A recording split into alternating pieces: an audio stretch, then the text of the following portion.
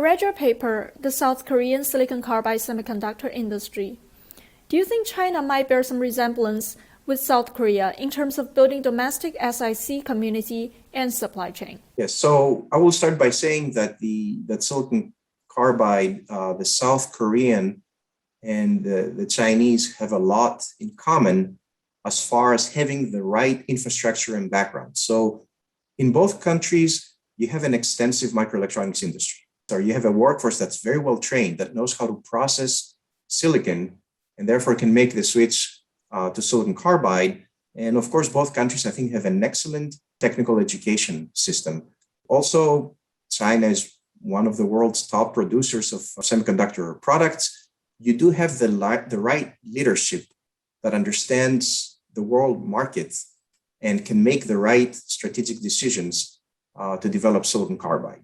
So I think all that's good and all is there, and most elements are available today in China. There's two things that I would like to point out.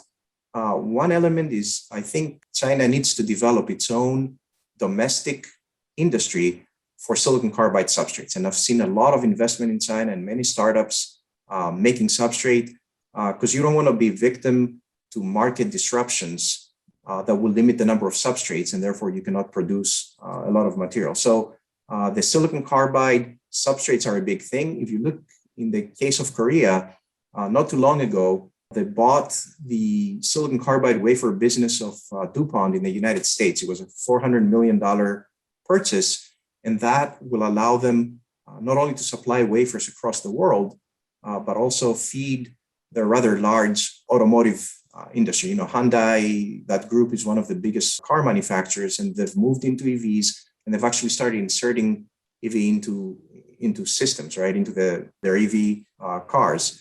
So China is working, of course, in that direction. It's building high quality substrates from several sources. That's one thing.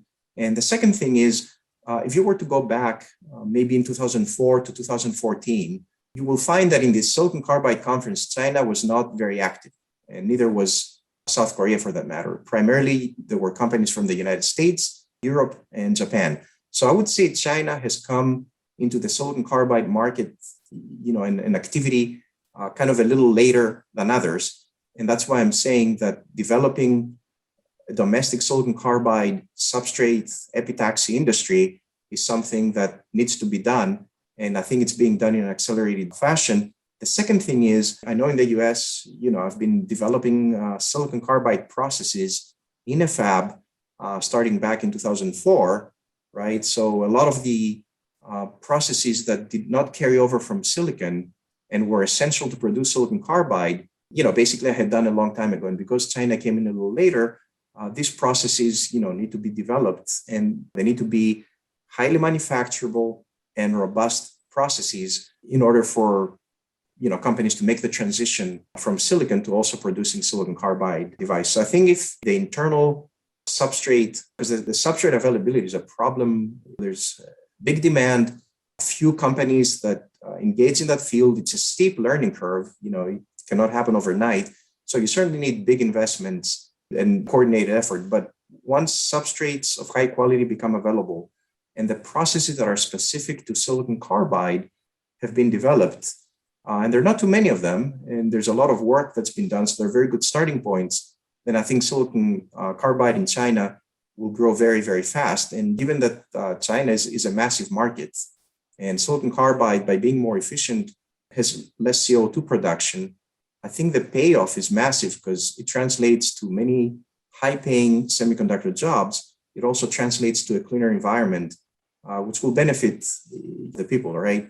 Fewer health expenditures when people don't breathe polluted air. So there's a very strong case for silicon carbide, and I think China is ready to move forward. Now, I have been to China one time. I had the privilege of being invited to give a keynote in Shenzhen 2 years ago in a conference that was doing LEDs as well, silicon carbide power technology. And I was very impressed, not only with the level of work, but with the type of attention the Chinese are giving to this technology. So I just wanted to say that China is really the manufacturing place of the world, not only for China alone, but it manufactures products that go across the world. And as a result, because of that high level of manufacturing that covers not only the internal Chinese market, but the whole world pretty much, there's a lot of CO2 that's being emitted. So silicon carbide is in the right direction, together with the other strengths of China. I think China has been blessed with having rare earth elements that go into batteries. It has some strategic agreements for all the elements of moving to the green technology. So it would be great to see growth and lower emissions. They'll benefit China primarily, but they will also benefit the rest of the world. So I do wish you the best of success in all your green energy efforts.